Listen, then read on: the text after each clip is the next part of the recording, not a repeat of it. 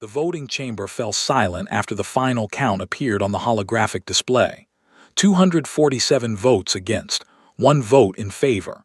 Ambassador David Ross gathered his papers with steady hands while species from across the galaxy watched him. Some looked apologetic, others indifferent, but most seemed relieved the debate had ended. David walked to the center podium one last time. His gray hair and weathered face showed his 40 years of service to both humanity and the Galactic Council. He had joined as a young diplomat full of hope, believing Earth would finally have a voice among the stars. Now he understood the difference between having a seat and being heard. "Honored members," David began, his voice calm and measured. "For 80 standard years, humanity has served this council faithfully. We have maintained your stations, coordinated your trade routes, and solved problems nobody else wanted to touch. We asked for nothing except consideration when we brought concerns to this chamber." Ambassador Rilna, an insectoid with crystalline wings, shifted uncomfortably in her seat. She had voted with the majority, following her government's orders despite personal misgivings. "Today marks the 73rd proposal humanity has brought before this council," David continued. "The 73rd proposal you have rejected. We suggested building redundancy into the communication networks. We warned that concentrating all expertise in single points creates vulnerability. We showed data, models, and risk assessments. You voted it down as unnecessary expense." Chancellor Brenvik, whose amphibian species had founded the council 3,000 years ago, waved a webbed hand dismissively. "Young species always worry excessively. The council has maintained stability for millennia.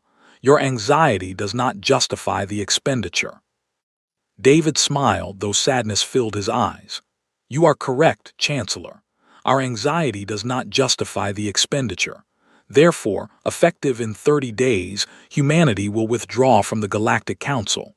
We will honor all existing contracts to their completion date, then cease our involvement in council affairs." The chamber erupted.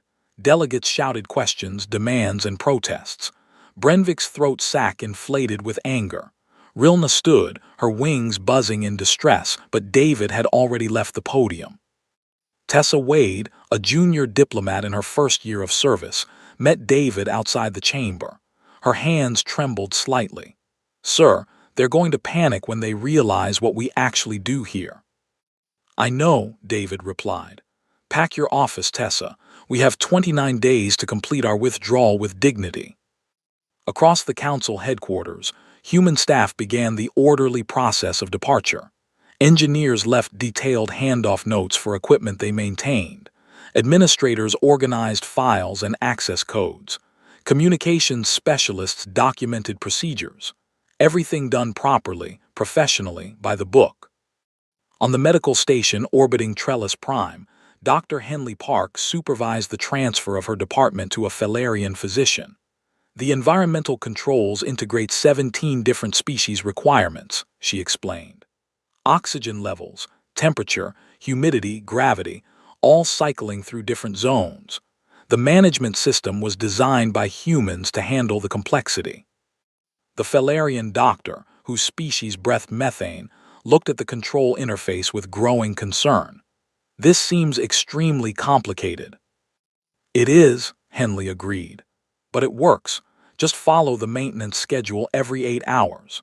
She did not mention that she had written the maintenance schedule herself, or that she intuitively adjusted it based on station occupancy and species mix. Some knowledge could only be gained through practice. In the logistics hub of Sector 7, human coordinators shut down their stations.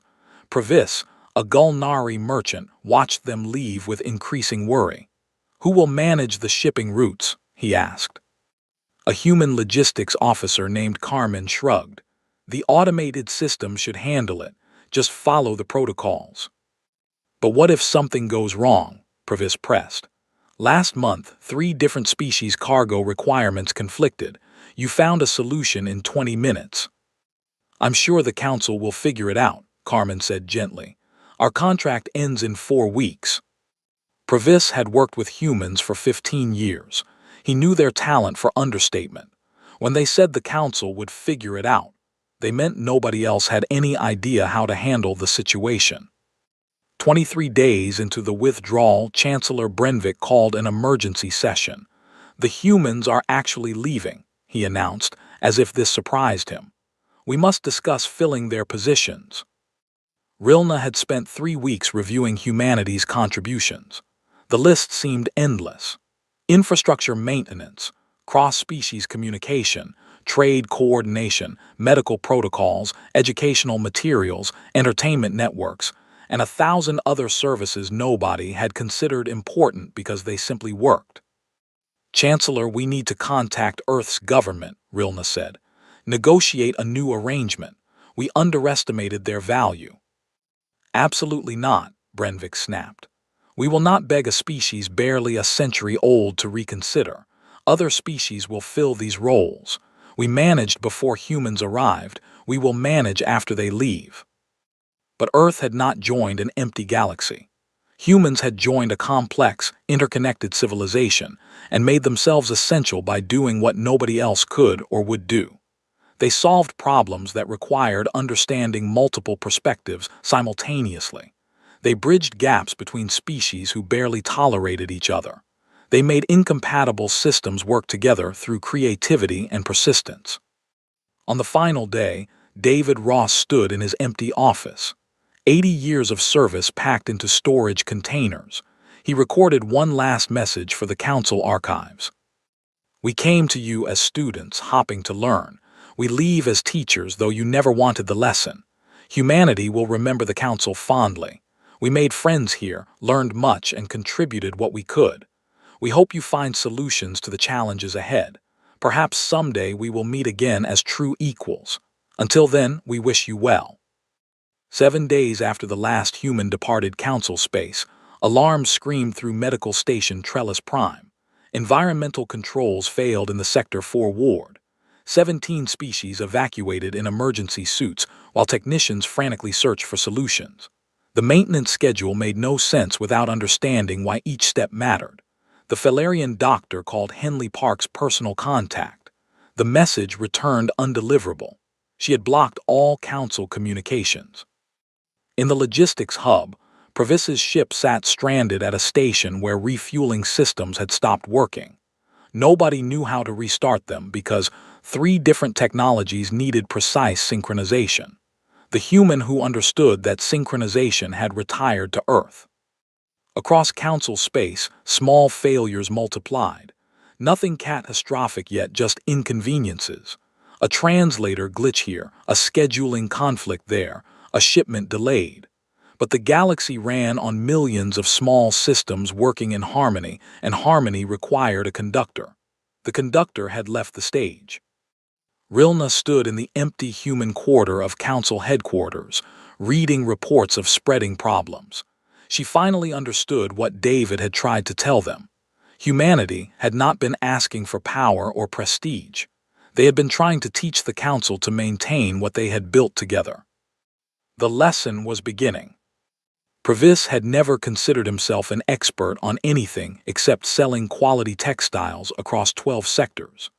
Now, he sat in an emergency council, meeting as the only merchant representative, surrounded by politicians and military officers who suddenly wanted to know how trade actually worked. "Explain again why the shipping routes are failing," demanded Admiral Creston, her feathered crest flaring with impatience. Provis pulled up a holographic map showing the major trade corridors. Red warnings blinked across 70% of the network. Each species uses different fuel types, different engine configurations, different navigation systems. Humans created universal docking protocols that let any ship refuel anywhere. Without them updating the compatibility databases, everything is reverting to species-specific standards. "Then we simply update the databases ourselves," Brenvik said. "With what information?" Provis asked. Humans understood how a Felarian methane drive interfaces with a Trellian fusion port. They knew which adapter protocols worked for which combinations. That knowledge came from decades of practical experience, not from reading manuals. Rilna accessed her personal files, searching through years of ignored human reports. She found one from 12 years ago titled Critical Infrastructure Vulnerability Assessment. The introduction made her compound eyes close in shame. This council relies on human expertise for 63% of all interspecies coordination functions, she read aloud. Failure to train redundant personnel across multiple species creates systemic risk. We recommend immediate establishment of cross-species technical training programs. What was the council's response? Admiral Creston asked. Rilna checked the attached notes, tabled indefinitely due to budget concerns. A message alert interrupted the meeting. Another crisis, this time on the civilian colony Transport Bright Future. The ship carried 40,000 passengers from 8 different species toward a new settlement world. Its navigation system had crashed, stranding the vessel between star systems. Send rescue ships, Brenvik ordered. We have, Admiral Creston replied grimly. 3 different species sent vessels. They cannot coordinate their approach vectors. Their communication protocols are incompatible. Every time they get close, their computers argue about docking procedures. The room fell silent. Such a simple problem, yet without humans to make different systems talk to each other, it had become unsolvable. Previs spoke quietly. I know a human who might help, Captain Io Okonkwo. She hauls independent freight now, no council contracts, but she is a good person. Contact her immediately, Brenvik commanded. Offer whatever payment she requires. 2 hours later, Io's response arrived. She would help the stranded ship, but not for payment and not as a favor to the council. She would do it because 40,000 innocent people needed help. The distinction felt pointed. Io arrived in her modified cargo hauler, a ship that somehow interfaced with council technology despite being independently built. She spent 6 hours working with the rescue vessels, creating temporary communication bridges and coordination protocols. The passengers were saved. Rilna contacted Io directly afterward. Thank you for helping them. Please, can we discuss humanity's return to the council? We made mistakes. We want to correct them. Io's face on the view screen showed more sadness than anger. Ambassador, I was 11 when my parents worked on Council Station Gamma. They maintained the water purification systems that served 23 different species. They worked 16-hour days because nobody else knew how to balance that many different biological requirements. When they proposed hiring more humans to share the workload, the council said it was too expensive. What happened? Rilna asked, though she feared the answer. They died when the system overloaded during a crisis. They were too exhausted to handle properly. I was raised by other human engineers on that station, people who stepped in to fill my parents' roles because somebody had to do it. We did not do this work for glory, Ambassador. We did it because it needed doing. But after 8 decades of being essential yet ignored, humanity decided to invest our efforts elsewhere.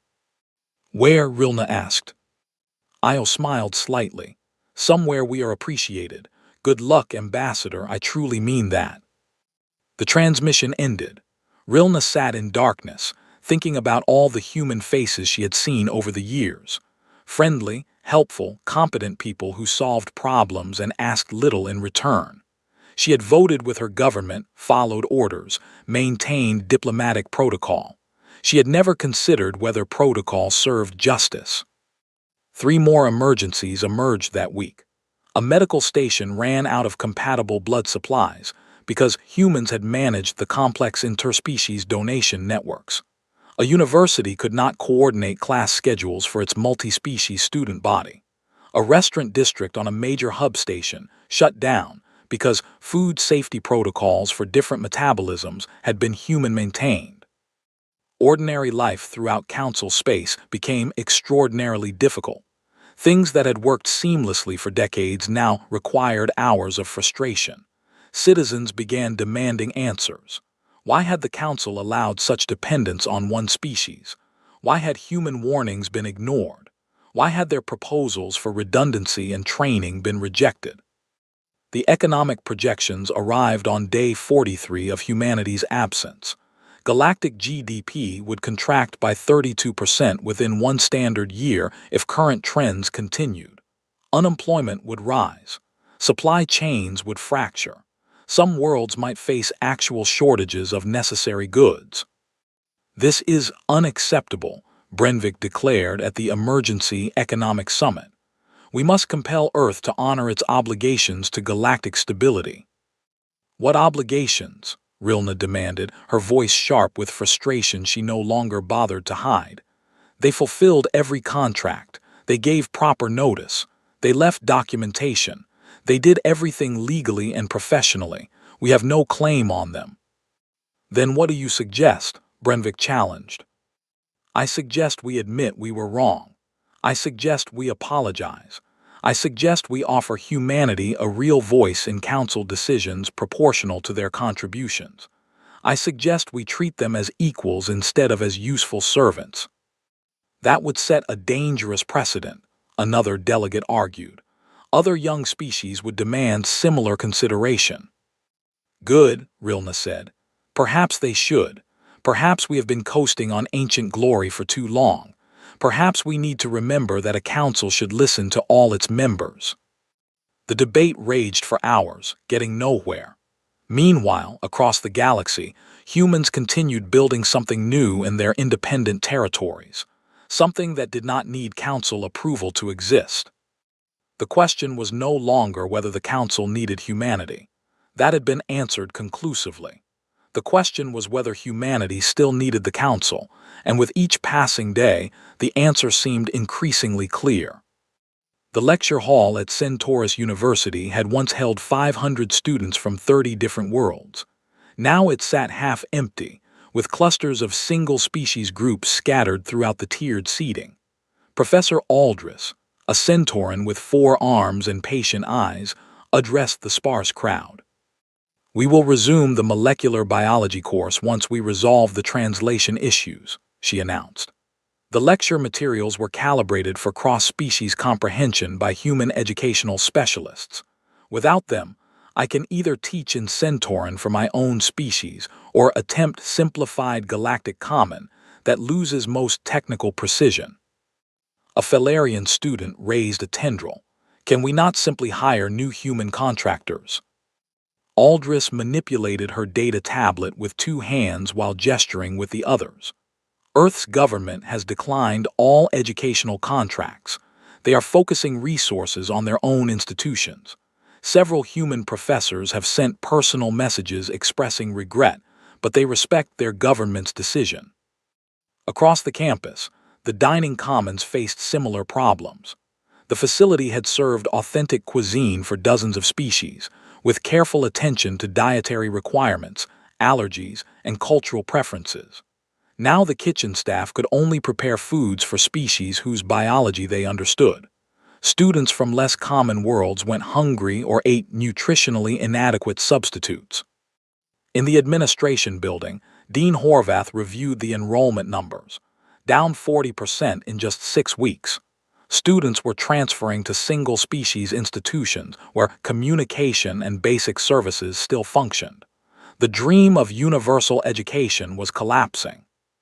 Perhaps the council was premature in creating multi-species institutions, his assistant suggested.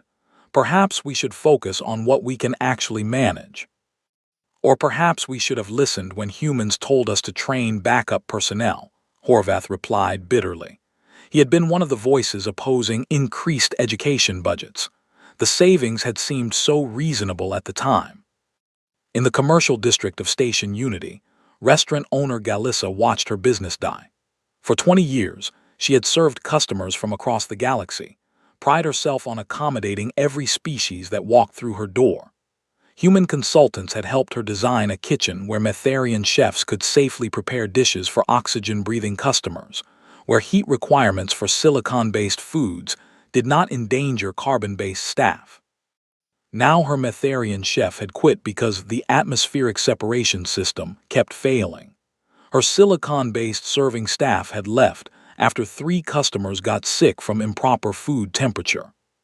She could still serve her own species, the Galicians, but that market alone could not sustain the business. I don't understand, she told Previs, who had become an unofficial spokesman for merchant concerns. The equipment is all here. The protocols are documented. Why can't we make it work? Previs had asked himself the same question countless times. Because humans didn't just follow protocols. They understood why protocols existed. When something went wrong, they diagnosed problems by thinking about all the interconnected systems at once. We only know our own piece. He showed her a diagnostic report from her kitchen. See this.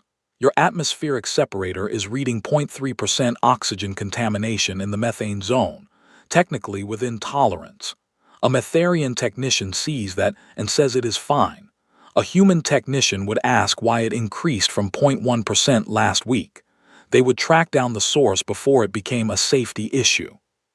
So we need to think like humans, Galissa said.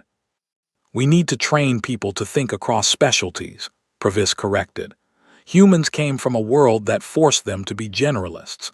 Every other species evolved in stable environments where specialization made sense. Now we pay the price. Brenvik refused to accept that explanation. In his private chambers, he watched reports from across council space with growing anger. The galaxy had functioned for 3,000 years before humans arrived. It had survived wars, plagues, and economic collapses. It would survive this temporary disruption. The humans are bluffing, he told his advisors.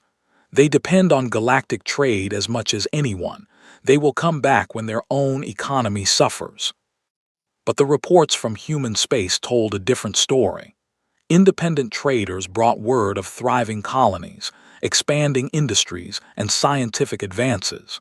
Humanity had not retreated into isolation. They had pivoted to working with species who had left the Council or never joined it. The Vorlathi, a species that had departed the Council 40 years ago over philosophical differences, now partnered extensively with humans. The Kryn, who had been denied Council membership for political reasons, found humans eager to trade and share knowledge.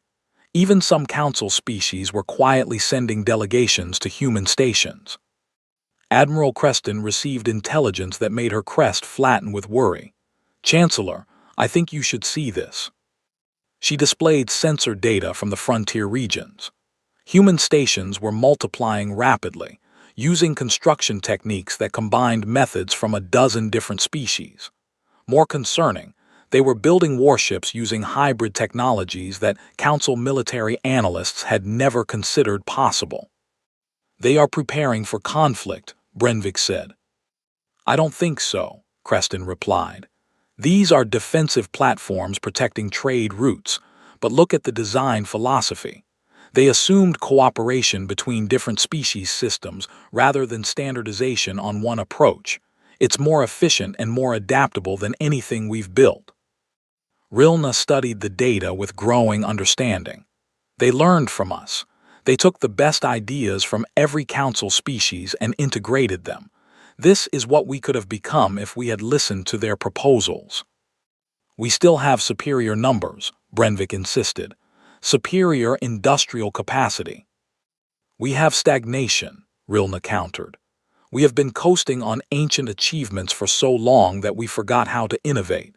Humans spent 80 years learning from everyone, and now they are surpassing us. A new alert arrived.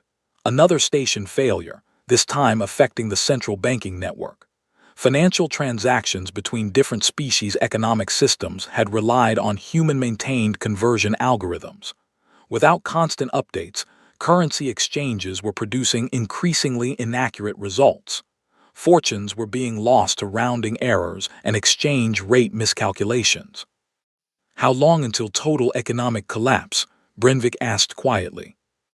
Rilna checked the projections. 4 months, maybe 5, unless we find solutions or the humans agree to help. Then we compel them. With what leverage? Rilna demanded. They owe us nothing. We need them, but they have built a new life without us. The only thing we can offer is what we should have offered 80 years ago: respect, partnership, and genuine equality. Brenvik's throat sac inflated and deflated several times. Finally, he spoke. Send a message to Earth. Request formal negotiations. We will discuss new terms of engagement. They will demand significant concessions, Rilna warned. I know, Brenvik said, but pride is expensive and we can no longer afford the price. River Tanaka had never expected to represent humanity in any official capacity. At 26, she was a systems engineer who preferred working with machines over politicians. Now, she sat across from a council delegation in a conference room aboard New Nairobi Station, humanity's largest independent facility. Your station is impressive, Rilna admitted, looking through the transparent walls at the bustling commerce levels below. Species from across the galaxy moved through markets and social spaces without the barriers that had defined council stations. We learned from your mistakes, River said without hostility. You built separate quarters for each species and called it accommodation. We built shared spaces with adaptive environmental controls and called it integration. Admiral Creston studied the technical readouts her staff had compiled. Your life support systems manage 47 different species requirements simultaneously. That should be impossible. It was impossible, River agreed, until humans stopped trying to standardize everything and started treating diversity as a feature instead of a problem. Every species brings unique needs, but also unique solutions. We listened to all of them. Brenvik had come prepared to negotiate from a position of authority. That position eroded with every moment he spent on the station. The council had 3,000 years of history, vast fleets, and ancient prestige. But prestige could not make incompatible computer systems communicate. History could not repair broken infrastructure. Earth's government sent you alone, he asked, implying youth and inexperience. They sent someone who understands the systems you need fixed, River replied. Would you prefer a senior diplomat who has never calibrated a fusion coupling? Rilna's wings buzzed with amusement despite herself. The human had a point. We come seeking assistance with critical infrastructure failures. We are prepared to offer substantial payment. We don't want your money, River said. We want something you never gave us: recognition, voice, partnership.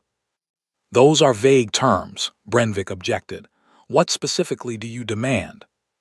River activated a holographic display. First, acknowledgement, public admission from the council that human contributions were essential and human warnings were ignored. Second, representation, voting power proportional to contribution, not species age or political influence. Third, education. You will establish the technical training programs we proposed 15 years ago. Fourth, independence. Humans work with the council as partners, not as members. We maintain our own government and territories. Unacceptable, Brenvik said immediately. You demand we restructure the entire council system. We demand you fix a broken system, River corrected. The council claims to represent galactic civilization, but it represents only the species powerful enough to demand seats. Young species, small species, and different species get ignored until you need something from them. Admiral Creston leaned forward. And if we refuse your terms? Then we continue building our own civilization, River said simply. We have trade partners, defensive alliances, and growing territories. We will miss the council's resources, but we will survive. Can you say the same without us? The question hung in the air. They all knew the answer. Council space was fracturing along species lines as cooperation failed. Some worlds faced food shortages. Others had lost medical capabilities. The financial system was collapsing. They needed humanity far more than humanity needed them. Perhaps we could negotiate partial terms, Rilna suggested. Agree on technical assistance in exchange for increased representation. No, River said. Humans tried partial measures for 80 years. We proposed, you tabled. We warned, you dismissed. We contributed, you took it for granted. Either you commit to real change or we stay separated. Brenvik's skin flushed dark green with anger. You forget yourself, human. The council has maintained order for 3 millennia. The council maintained stagnation, River replied. You stopped innovating because you did not have to. You stopped listening because nobody could make you. You became comfortable and comfort made you lazy. Now reality is forcing you to change and you resent it. How dare you? Brenvik began, but Rilna cut him off. She is right, Chancellor. We have been coasting on past achievements. When was the last time the Council developed new technology instead of just maintaining old systems? When did we last solve a problem through innovation instead of protocol? Admiral Creston consulted her datapad. My analysts report that human stations have developed 17 new technologies in the past 6 months. Innovations in power generation, environmental control, medical treatment, and materials science, all by combining approaches from different species in ways we never considered. Because you never let different species work together as equals, River said. You put everyone in boxes. Felarians do engineering, Centaurans do biology, Trekari do art. You never asked what happens when a Felarian engineer and a Centauran biologist collaborate. Humans did, and the results surprised everyone. Brenvik stood to leave. This is pointless. You demand we abandon principles that have guided the Council for thousands of years. I demand you remember why the Council exists, River said. It was founded to prevent conflict between species, to enable cooperation, to make the galaxy safer for everyone. But somewhere along the way, it became about power and precedent instead of purpose. You can return to that purpose, or you can watch the galaxy move on without you. After the Council delegation departed, River contacted Earth's diplomatic corps. They are not ready to agree yet, Brenvik especially. They still think they can wait us out. Then we wait, came the response from Earth. Time is on our side. River looked out at the station's commerce level again. A Felarian merchant was teaching a Trekari child about crystal growth. A Centauran chef had just opened a restaurant serving human recipes adapted for different species. A mixed-species engineering team was designing better solar collectors. This was what galactic civilization could be. Not separate species tolerating each other, but genuine integration creating something new. The Council would either learn that lesson or become irrelevant. Either way, humanity would continue building the future, with the Council if possible, without them if necessary. 3 days later, reports arrived of riots on Council worlds. Citizens demanding their governments accept human terms. Businesses demanding restoration of critical services. Students protesting the closure of multi-species universities. The political pressure was building. Change was coming, whether the Chancellor liked it or not. Brenvik's personal archive held records dating back 800 years. His ancestors had helped establish the Council during a period of brutal interspecies warfare. They had created the voting system, the protocols, the structures that brought order to chaos. Their legacy defined his identity. Now he stood alone in the archive chamber, reviewing footage of humanity's early contact with the Council. A smaller, more hesitant Earth delegation presenting credentials. The Council had granted them provisional membership, a kindness to young species who showed promise. Nobody had imagined humans would become indispensable. You built this place as a sanctuary, Admiral Creston said from the doorway. But sanctuaries can become prisons if you never leave them. You too, Brenvik did not turn around. First Rilna, now you. Has everyone forgotten their loyalty? My loyalty is to the Council's survival, not its pride, Creston replied. She approached the display Brenvik was watching. Young human engineers installing communication relays between species whose languages had no common framework. I had the Military Intelligence Division research human homeworld. Do you know why they adapted so well to galactic civilization? Because they are pushy and refuse to know their place, Brenvik muttered. Because Earth tried to kill them for 3 million years, Creston said. Predators, diseases, climate shifts, resource scarcity. Their world had every environmental extreme the galaxy possesses, all on one planet. They evolved to handle anything because anything could happen. She pulled up geological data showing Earth's violent history. Ice ages and heat waves, volcanic eruptions and asteroid impacts, droughts and floods. Every other council species evolved in relative stability. We optimized for our specific environments. Humans had no choice but to become generalists. That made them perfect for bridging our differences. It also made them arrogant, Brenvik said. Did it? Creston challenged. Or did we mistake competence for arrogance because it came from species we considered inferior? I reviewed the voting records. In 80 years, humans proposed 112 initiatives. Every single one was designed to improve council infrastructure or help less powerful species. Not once did they propose something that benefited only Earth. Brenvik finally turned to face her. What are you saying? I am saying we broke something precious through our own short-sightedness. And if we do not fix it, we deserve what happens next. On the Felarian homeworld, protests had grown from hundreds to millions. Citizens filled the streets demanding their government accept human terms, not because they loved humans particularly, but because their lives had become unbearable without the systems humans maintained. Speaker Vorna addressed the crowds from the Planetary Assembly building. We understand your frustration. The Council is negotiating with Earth. Negotiating implies both sides have equal positions, someone shouted back. Accept their terms before we have no medical supplies, no food shipments, no working infrastructure at all. Similar scenes played across dozens of council worlds. The political consensus that had supported Brenvik's hardline position was evaporating. Leaders who had publicly supported his stance were privately begging him to compromise. Rilna compiled the data into a presentation for the full council session. Charts showing economic decline, infrastructure failures, and social unrest. The trend lines were unmistakable. Accept human terms now or face systemic collapse within weeks. We could survive this, Brenvik argued to the assembled delegates. Short-term pain for long-term independence. We can rebuild our own expertise. In how many years? Demanded the Trakari ambassador, whose people faced critical medical shortages.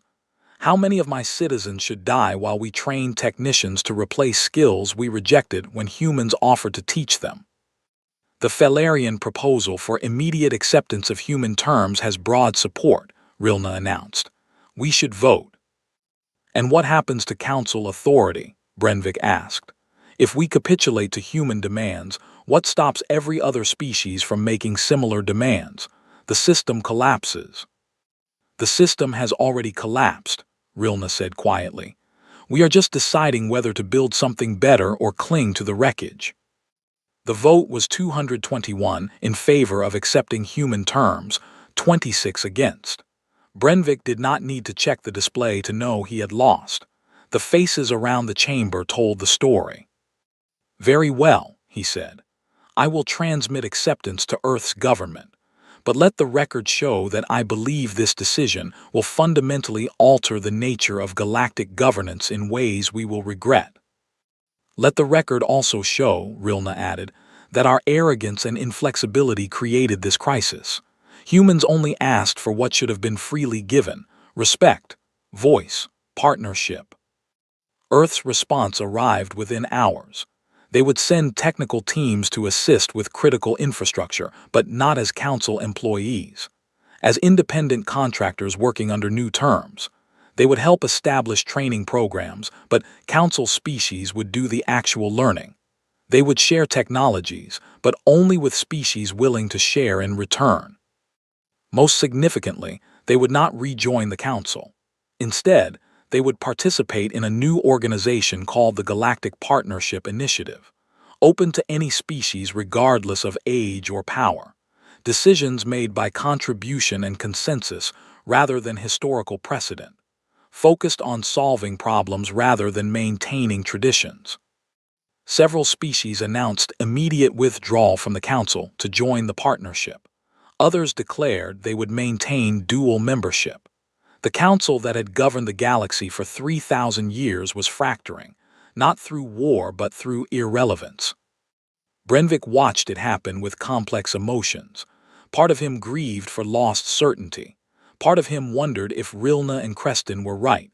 Perhaps the council had outlived its original purpose.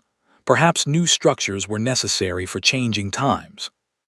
He thought about his ancestors who had built the council during war.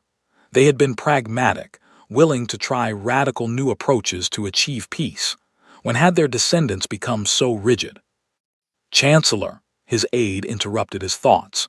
The human technical teams are arriving. They are requesting a meeting to coordinate infrastructure repairs. Tell them I will meet with them personally, Brenvik said. It is time I learned what we have been missing. The aide looked surprised but transmitted the message. Brenvik gathered his dignity and prepared to do something he had never done before.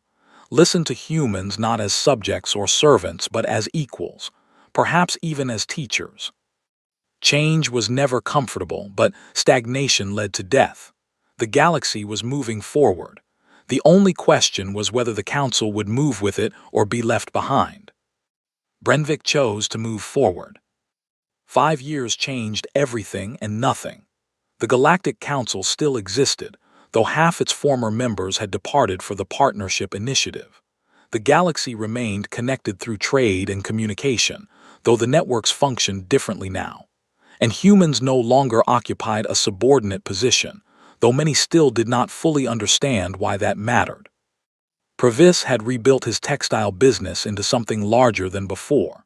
He now operated from New Nairobi Station, employing workers from 17 species and shipping products through both council and partnership trade routes.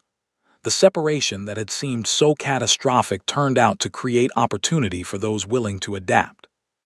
I heard the old logistics hub finally reopened, he told River during one of their regular meetings. Council hired a mixed-species team trained by human instructors.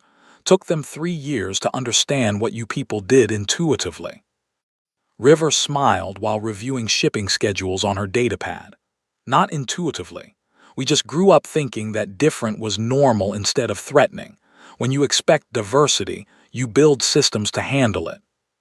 The council is learning, Previs said. Slowly, painfully, but learning. On Council Station Alpha, Brenvik supervised the graduation ceremony for the first class of multi-species systems engineers. 50 students from 12 different species who had spent 2 years learning to think across specialties. They would never have the instinctive grasp that humans developed from growing up on a death world, but they could be trained to ask the right questions. Rilna joined him on the observation deck overlooking the ceremony. You should be proud. This program was your initiative. It was humanity's initiative 15 years ago, Brenvik corrected. I simply stopped being too stubborn to implement it. Personal growth at your age is noteworthy, Rilna teased gently. Some species ossify in their thinking after a few centuries. Brenvik's throat sac inflated with amusement rather than anger. 5 years had taught him to laugh at himself, a skill he had lacked before the crisis. I was convinced humans were trying to undermine council authority. I could not see that they were trying to save us from our own short-sightedness. Below them, the graduates received their certifications. They would disperse across council space to maintain infrastructure that human teams had stabilized but not replaced. The goal was independence, not dependence. Partnership, not subordination. Have you visited the partnership stations? Rilna asked. 3 times now, Brenvik admitted. Their approach is chaotic compared to council protocols, but the chaos produces unexpected innovations. Last month, a Trekari artist and a Felarian engineer collaborated on a new solar panel design that is 30% more efficient than anything we developed in 3,000 years. Because nobody told them it was impossible, Rilna observed. Council protocols prevent many failures, but they also prevent many successes. Admiral Creston's military assessment had proven prescient. The partnership stations were not preparing for war with the Council. They were preparing to defend themselves if necessary while focusing primarily on growth and exploration. Their defensive platforms used hybrid technologies that made Council analysts nervous because they represented approaches nobody had considered. But 5 years of observation showed the partnership had no aggressive intentions. They wanted to be left alone to build their vision of galactic civilization. Some council members saw this as threat, others saw it as opportunity. The dual membership model is working, Creston reported to the remaining council leadership. 73 species maintain ties to both organizations. They benefit from council stability and partnership innovation. And the species that left entirely, asked a delegate. Thriving, mostly, Creston said. The partnership accepts everyone willing to contribute. Species too small or too different for council membership have found homes there. Some are developing technologies that will likely benefit the entire galaxy. Tessa Wade, no longer young or junior, represented Earth in discussions about deeper cooperation between the two organizations. She had witnessed humanity's departure and now helped navigate their reintegration on new terms. The work was delicate, requiring constant balance between competing interests. Neither organization should dominate, she explained during a joint conference. The Council provides stability through proven structures. The partnership provides innovation through experimentation. The galaxy benefits from both approaches. Some would say that is inefficient, a council traditionalist argued. Some would say that redundancy is survival, Tessa countered. Humanity learned that lesson on Earth. Our world was too harsh for single solutions. We survived because we tried everything and kept what worked. Dr. Henley Park had returned to medical work, though not for the council. She ran a teaching hospital on Partnership Station Harmony, where physicians from dozens of species learned to treat patients whose biology they had never studied. The cross-species medical knowledge base was expanding faster than anyone had predicted. We made medicine too specialized, she told her students. We treated each species in isolation, but bodies are systems and systems have patterns. Once you understand the patterns, you can recognize them across different biologies. Her former colleague, the Felarian doctor who had taken over her council position, visited regularly to learn. Pride had given way to pragmatism. Knowledge was more valuable than ego. Galissa's restaurant had reopened with a different model. Instead of one establishment serving everyone, she had partnered with chefs from multiple species to create a food hall where different biologies could eat safely in shared social space. The concept spread rapidly across both council and partnership stations. Humans didn't invent this idea, Galissa explained to a journalist. They just showed us that accommodation and integration are not the same thing. We don't all have to be identical. We just have to respect our differences while finding common ground. Ambassador David Ross had retired from diplomacy, but he watched developments with satisfaction from his home on Earth. The young man who had joined the council full of hope had become an old man who saw that hope fulfilled, though not in the way he had imagined. We didn't change the galaxy, he told his grandchildren. We just stopped pretending to be something we weren't. The galaxy changed itself once it realized cooperation beats dominance. The two organizations, council and partnership, continued evolving, sometimes cooperating, sometimes competing, always pushing each other to improve. The galaxy was messier than it had been under unified council authority. It was also more innovative, more inclusive, and more resilient. Previs summed it up during a trade conference where council and partnership members worked together on new shipping routes. We all thought humanity leaving was the crisis. Turned out humanity leaving was the cure. We were sick with complacency. The cure hurt, but we are healthier now. River stood at the viewport of New Nairobi Station, watching ships from both organizations dock peacefully. Humans, Felarians, Trekari, Centaurans, and dozens of other species moving between stations without barriers.